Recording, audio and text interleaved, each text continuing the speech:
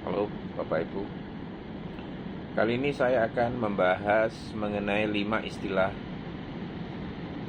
teologis yang sering kita dengar ya, yaitu kenosis, glosolalia, koinonia, ortodoksi, dan ortopraksis. Apa itu Bapak Ibu? Apa itu kenosis? Kenosis adalah istilah teologis yang berasal dari bahasa Yunani yang artinya itu mengosongkan diri atau meninggalkan. Dalam konteks Kristus, khususnya teologi Kristen ya, kenosis mengacu pada ajaran bahwa Yesus itu mengosongkan dirinya dari hak-hak atau kemuliaannya sebagai Allah ketika ia menjadi manusia. Ini terutama didasarkan pada Filipi 2 ayat 6 sampai 11. Dikatakan di mana bahwa Yesus Kristus walaupun memiliki rupa Allah tidak menganggap kesetaraan dengan Allah itu sebagai sesuatu yang harus dipertahankan, tetapi mengosongkan dirinya dengan mengambil rupa seorang hamba. Jadi kenosis itu adalah Yesus tidak kehilangan keilahiannya, tetapi secara sukarela melepaskan hak-haknya sebagai Allah untuk sepenuhnya hidup sebagai manusia, mengalami penderitaan, keterbatasan, kematian, dan lain sebagainya ya. Ini dipandang sebagai bentuk kerendahan hati yang paling dalam, Bapak Ibu ya. Konsep ini sering dibahas ya dalam kaitannya dengan pertanyaan bagaimana mungkin Yesus itu sepenuhnya manusia. Kenosis menjadi salah satu jawaban teologis untuk menjelaskan bagaimana dia rela membatasi penggunaan kuasa ilahinya selama hidupnya di bumi. Nah, selanjutnya, apa itu glosolalia? Glosolalia adalah istilah untuk fenomena berbahasa roh ya, yaitu praktek berbicara di dalam bahasa yang tidak dimengerti oleh pembicara maupun pendengarnya ya. Biasanya di dalam konteks pengalaman spiritual atau religius ini. Kata ini berasal dari bahasa Yunani glosa, artinya bahasa, dan lalia artinya lidah atau berbicara, Bapak Ibu. Di dalam kekristenan, terutama di gereja-gereja Pentakosta dan karismatik, glosolalia dianggap sebagai karunia Roh Kudus ya. Jadi bisa dilihat di 1 Korintus 12 ayat 14 ya, Bapak Ibu, di mana seseorang berbicara di dalam bahasa roh sebagai tanda iman, pengurapan atau pengalaman mistik. Ada 2 bentuk utama, Bapak Ibu ya. Bahasa roh pribadi atau prayer language digunakan untuk doa pribadi, membangun iman pribadi ini ya. Bahasa roh publik diucapkan di depan jemaat yang menurut Paulus di dalam Alkitab harus disertai penafsiran, interpretation of tongue, supaya jemaat dapat mengerti ini. Fenomena ini juga dilaporkan terjadi di luar kekristenan ya, misalnya di dalam ritual-ritual suku atau agama lain, tetapi di dalam konteks Kristen, glosolalia dipahami khusus sebagai pekerjaan Roh Kudus ini. Selanjutnya Bapak Ibu, saya akan bahas mengenai koinonia. Apa itu koinonia? Koinonia adalah istilah Yunani yang berarti persekutuan, kebersamaan, atau partisipasi bersama ya. Di dalam konteks Kristen, koinonia itu bisa mengacu pada persekutuan spiritual antara orang percaya dengan Allah. Persekutuan antara orang percaya di dalam tubuh Kristus ya, di gereja ya, yang didasari kasih, iman, dan kesatuan di dalam Roh Kudus ini. Contohnya terlihat di dalam Kisah Para Rasul 2 ayat 42, di mana jemaat mula-mula bertekun di dalam pengajaran rasul-rasul dan di dalam persekutuan atau koinonia dalam pemecahan roti dan dalam doa. Inti koinonia bukan sekedar kumpul-kumpul sosial Bapak Ibu, tapi berbagi hidup rohani, saling menopang, berbagi berkat, termasuk dalam penderitaan dan sukacita iman. Nah, sekarang saya akan jelaskan sekaligus mengenai ortodoksis dan ortopraksis ya. Apa beda antara ortodoksis dan ortopraksis? Singkatnya saya jabarkan dulu ya masing-masing ya. Ortodoksis itu ajaran yang benar, fokus pada keyakinan, doktrin, atau kepercayaan yang sesuai dengan standar iman yang diakui benar. Ini ortodoksis.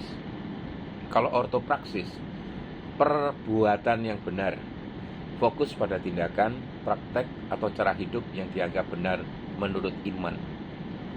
Jadi ortodoksis itu teorinya, ortopraksis itu melakukannya. Contohnya ya, di dalam kekristenan, ortodoksis mencakup percaya pada Tritunggal, reinkarnasi Yesus, kebangkitan, dan lain sebagainya ya. Sementara ortopraksis itu mencakup bagaimana kita mengasihi sesama, memberi kepada yang miskin, mengampuni, hidup di dalam kekudusan, dan lain sebagainya. Jadi sebenarnya Bapak Ibu, ortodoksis itu apa yang kamu percayai benar. Sedangkan ortopraksis, bagaimana kamu mempraktekkan imanmu dengan benar. Itu maksudnya ya. Beberapa tradisi agama lebih menekankan ortodoksis ya, misalnya banyak denominasi Kristen ya. Sementara yang lain itu lebih menekankan ortopraksis ya, misalnya di dalam beberapa bentuk agama Yahudi atau Buddhisme yang menekankan cara hidup dan praktek. Itu Bapak Ibu. Nah, di luar ini sebetulnya masih ada waktu ya ini, maka saya akan bahas juga mengenai Theos dan Elohim nih Bapak Ibu. Apa beda Theos dan Elohim ya? Theos, kata Yunani yang berarti Allah atau dewa ini. Ini digunakan di dalam perjanjian baru yang ditulis di dalam bahasa Yunani. Jadi ketika perjanjian baru berbicara tentang Allah Israel, Yesus atau dewa-dewa lain, misalnya di dalam konteks politeisme, kata yang dipakai adalah Theos ini. Elohim itu kata Ibrani yang juga berarti Allah atau dewa-dewa ya. Ini digunakan di dalam PL yang ditulis di dalam bahasa Ibrani Bapak Ibu. Menariknya, Elohim secara bentuk adalah plural atau jamak. Tapi ketika merujuk kepada Allah Israel, kata kerjanya tetap berbentuk tunggal ya. Yang menunjukkan makna plural magistas ya, pikiran untuk menunjukkan keagungan bukan jumlah.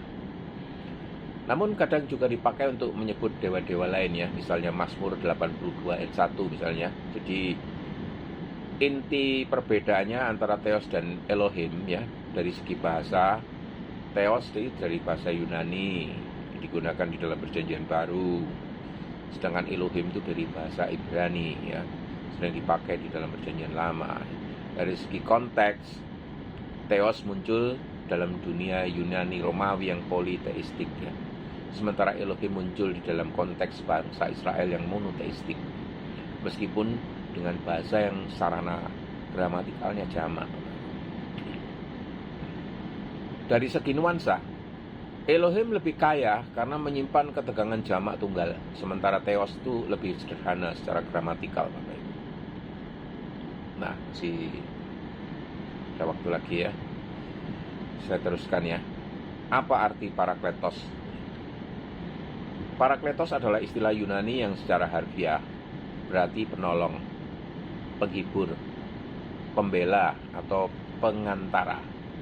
Di dalam perjanjian baru, khususnya Injil Yohanes, misalnya di Yohanes 14 ayat 16, Yesus memakai istilah ini untuk menyebut Roh Kudus yang akan diutus kepada para murid setelah dia pergi. Jadi, parakletos itu menunjuk pada fungsi Roh Kudus sebagai penghibur atau comforter, memberi penguatan di tengah kesulitan ya. Sebagai penolong atau helper, mendampingi dan memimpini orang percaya.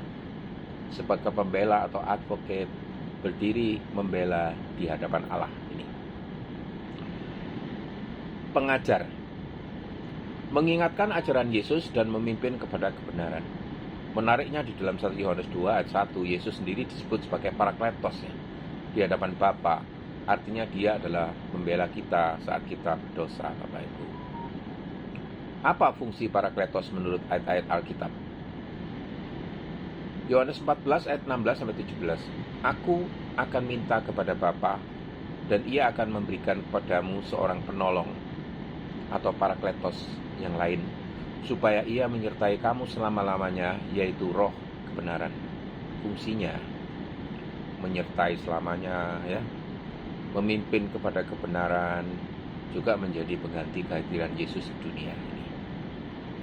Di dalam Yohanes 14 ayat 26, tetapi penolong yaitu Roh Kudus yang akan diutus oleh Bapa di dalam namaku, dialah yang akan mengajarkan segala sesuatu kepadamu dan akan mengingatkan kamu akan semua yang telah aku katakan kepadamu.